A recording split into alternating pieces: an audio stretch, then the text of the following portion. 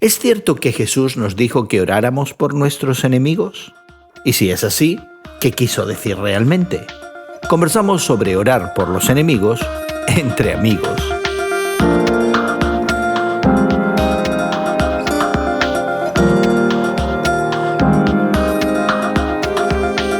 Gracias por acompañarnos entre amigos, esta conversación semanal sobre la fe cristiana y el mundo contemporáneo que tenemos Guillermo Serrano, Elsa Mazón y tu amigo Gerson García. Hoy conversamos sobre lo que significa orar por los enemigos y qué responsabilidades éticas pudiéramos tener para aquellos que buscan nuestro mal, algo que parece imposible verdaderamente desde el punto de vista humano. Pero antes queremos invitarte a que te suscribas al podcast que acompaña este programa y que encontrarás en tu plataforma de podcast favorita. Hoy consideramos un artículo de reciente aparición en la revista norteamericana The Christian Century, en el que se nos pregunta si Jesucristo verdaderamente nos invitó a orar por nuestros enemigos. Y si lo hizo, ¿qué realmente implica orar por aquellos que buscan nuestro mal, que buscan incluso nuestra destrucción? Un tema que nos llamó bastante la atención y que comienza Guillermo y Elsa con esta referencia a cómo están los ánimos políticos decaldeados en los Estados Unidos y la retórica que muchas veces vemos desde la clase política en cuanto a cómo considerar a los enemigos, incluso citando la Biblia en muchos casos. Difícil, ¿no? El tema planteado hoy día, porque en forma natural uno no tiene esa actitud hacia los que nos quieren hacer daño o nos quieren destruir, como lo pone el artículo. En política no existen los amigos. En política existen aquellas personas que se pueden utilizar desde una perspectiva muy utilitarista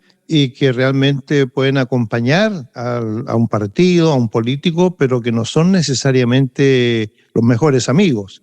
Entonces también en política encontramos enemigos, encontramos adversarios, los vemos en los debates en donde cada uno quiere destruir al otro y destruirlo de una manera en su carácter, en su personalidad, en su historia. No estoy hablando de una destrucción física aquí necesariamente, pero acerca de lo que es la persona y cómo se tiende esta cuestión a generalizar, no solamente en Norteamérica, como lo ha citado Gerson. Yo creo que en todos nuestros países lo que encontramos hoy día es una actitud agresiva en términos del lenguaje y en términos de lo que la gente está pensando del otro. Creo que los medios de comunicación, algunos de ellos a través de los años y por el objetivo mismo de atraer más y más audiencia, poco a poco han ido cayendo en la costumbre, por llamarlo de alguna manera, de legitimizar las acciones que su lado, que su bando, que su perspectiva de las cosas, su perspectiva de la política, su perspectiva del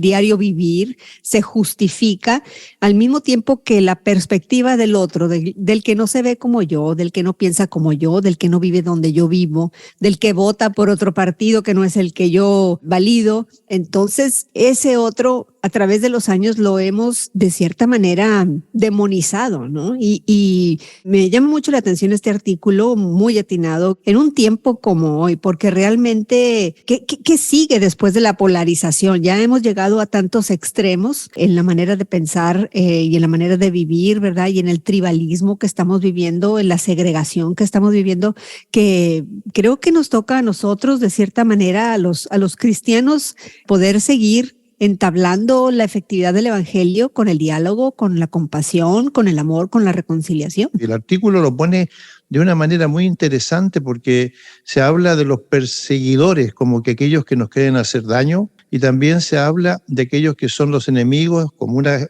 forma genérica de aquellas personas que están al otro lado de lo que yo pienso, como que están claros, como que están enfrentándonos. Una de las cosas que me llama la atención de este artículo y deberíamos mencionar es que cita a un reconocido personaje del ambiente político norteamericano caracterizado por posiciones extremas y comentarios incendiarios, que usa el evangelio, usa las palabras de Jesús de orar por el enemigo, diciendo, sí, mejor que oremos por nuestros enemigos para que Dios tenga misericordia de ellos, porque nosotros no la vamos a tener. Nosotros vamos a tratar a nuestros enemigos como enemigos y vamos a acabar con ellos. Así que sí, oremos para que Dios les tenga misericordia, una misericordia que nosotros no estamos dispuestos a ejercer. pervirtiendo, creo que a nuestra manera de ver, pervirtiendo la intención del Evangelio. Desafortunadamente, estas retóricas se dan con mayor frecuencia y lo que a mí me preocupa es que no desentonan en la percepción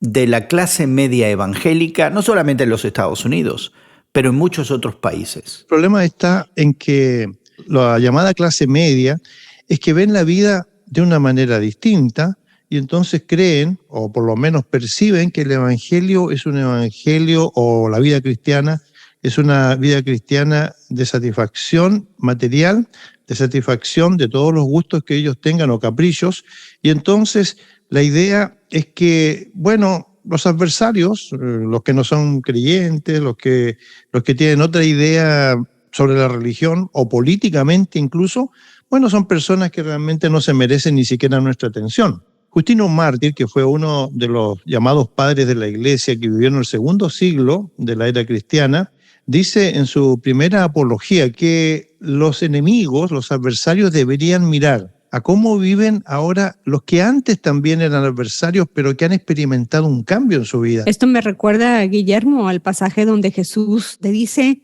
si a ti te golpean una mejilla, pon la otra. Y el contexto en el cual lo dice es la manera de vivir diferente por el evangelio mismo, el cual él vino a practicar y a exhortarnos a que vivamos de igual manera. El dar la otra mejilla no significa un acto de debilidad, como puede ser percibido por muchos. Creo que el dar la otra mejilla en sí es un acto de testimonio, de decir, yo no vivo de acuerdo a las leyes de este mundo, yo vivo de acuerdo a las leyes de Dios mi Salvador, y para evidenciar, ¿verdad?, los actos que de cierta manera no son correctos, no son rectos entre seres humanos, voy a poner mi otra mejilla para hacer testimonio del evangelio de Jesús mismo, de que las personas no se salvan dando golpes y eliminando al enemigo. Las personas se salvan con el arrepentimiento, con el sacrificio de Jesucristo,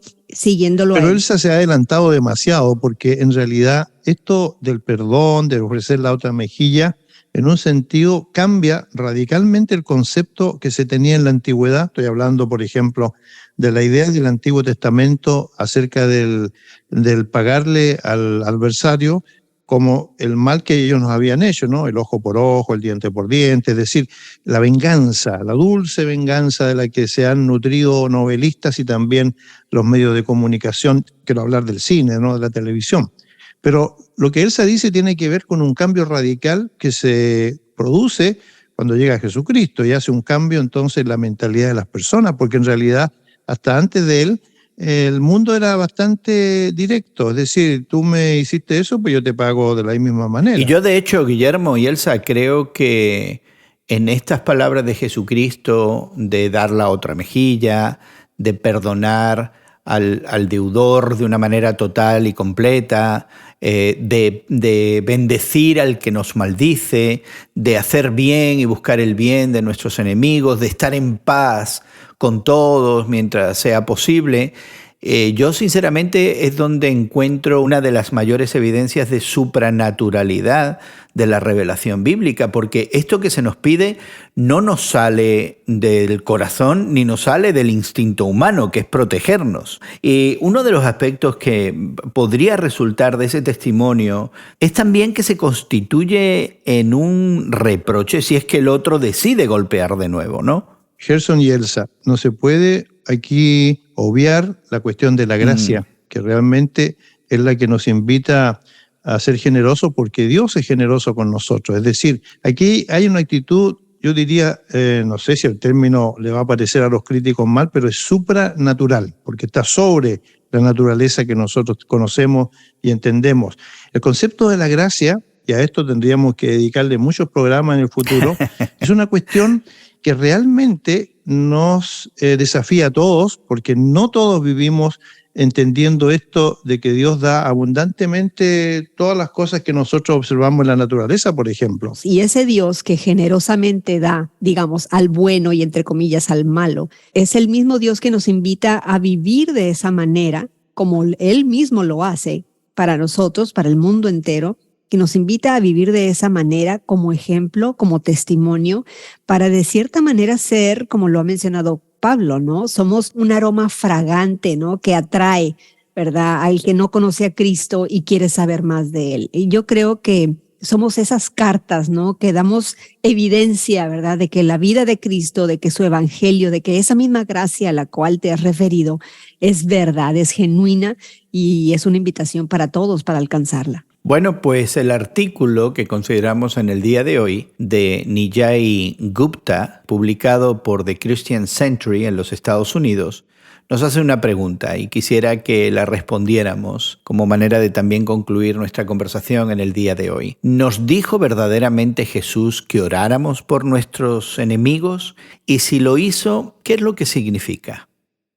La cuestión del significado es una cuestión de interpretación para cada persona, de acuerdo a cómo entiende su propia vida a la luz del Evangelio y de las implicaciones de la conducta, de lo que llamamos la ética. Es decir, así como yo recibo gracia y recibo perdón, también debo extendérsela a otros. Por ejemplo, esa sería mi primera reacción. Pero hay personas que a lo mejor lo entienden de otra manera. A lo mejor solamente lo entienden así como los monjes de la antigüedad, que se reunían en forma privada para orar, para reflexionar y para pedirle a Dios que tuviera gracia y tuviera misericordia, pero sin interactuar con las personas. Es decir, aquí hay muchas maneras como se podría realmente poner en práctica esto. Y esa es la cuestión que complica una solución estándar para esta petición que encontramos en los evangelios. La respuesta de si nos pide Cristo orar por nuestros enemigos es un contundente sí.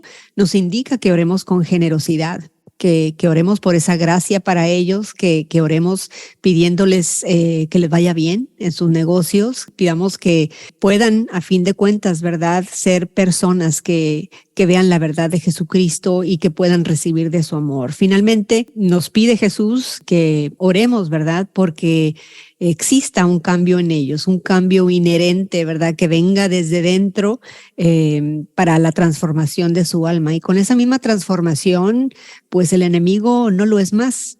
No lo es más primeramente para Dios mismo y pues tampoco para nosotros, ¿verdad?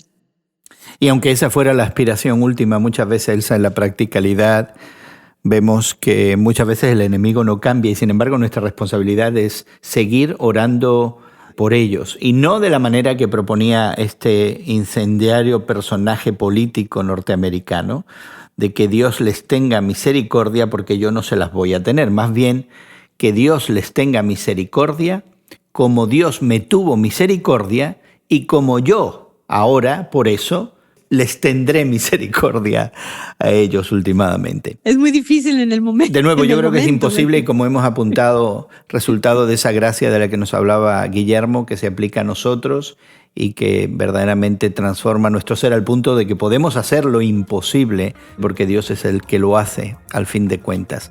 Y queremos invitarte a que explores más de lo que significa orar por los enemigos como testimonio, como punto de reflexión, quizás incluso para alcance de esos enemigos. Suscríbete al podcast que acompaña este programa, donde te ofrecemos una conversación extendida, recursos adicionales y la posibilidad de comentar sobre este tema. Encuéntranos como Entre Amigos con Gerson García en Spotify, Apple Podcasts, Google Podcasts o en cualquiera de tus plataformas de podcast favoritas. Agradecemos a nuestros equipos técnicos en México, Brasil y Estados Unidos su trabajo para que esta conversación llegue hasta ti. Nuestra gratitud también para Elsa y Guillermo por darnos de su tiempo y comentar con nosotros. Y tu amigo Gerson García se despide de ti hasta otro momento en el que nos unamos a conversar entre amigos. Entre Amigos es producido por Eventual Media y distribuido por Radio Moody para ministerioreforma.com.